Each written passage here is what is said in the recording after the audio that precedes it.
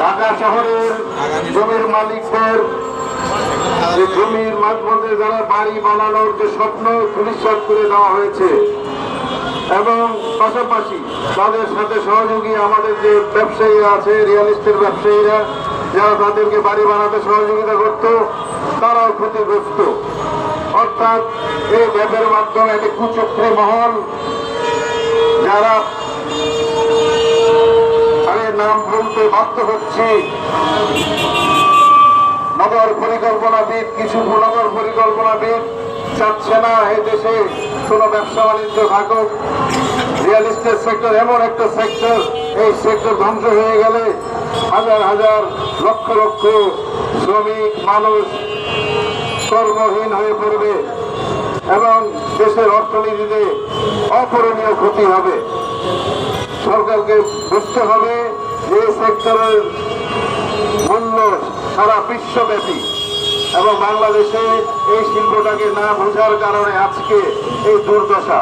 প্রতিটা সরকারকে নানাভাবে তাদের মদতদাতা কিছু নগর পরিকল্পনাবিদ বুঝিয়ে এই ড্যাবটা প্রণয়ন করেছে, যার ফলে আমরা 2022 সাল থেকে আমরা কোনো বাড়ি ঘর নির্মাণ করতে পারছি না। আমরা আজকে এই ড্যামের বাতিল চাচ্ছি।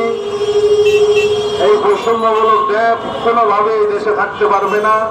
আমরা চাই না, জনগণ এটা চাচ্ছে না, এটা বাতিল করা হোক এবং 2008-এর ঢাকা ইমারত নির্মাণ বিধিমালার আলোকে অবশ্যই আমাদের বাস্তবসম্মত ইমারত বিধিমালা প্রণয়ন করতে হবে।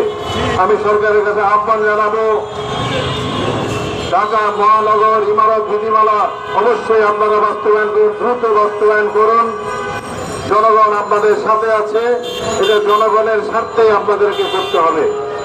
আমরা এই মানববন্ধন থেকে ঘোষণা দিতে চাই, যদি অতি অল্প সময়ের মধ্যে এই ঢাকা ইমারত বিধিমালা বাস্তবায়ন না হয়, জনগণ সহ আমরা আগামীতে আরো কর্মসূচি দিতে বাধ্য হব।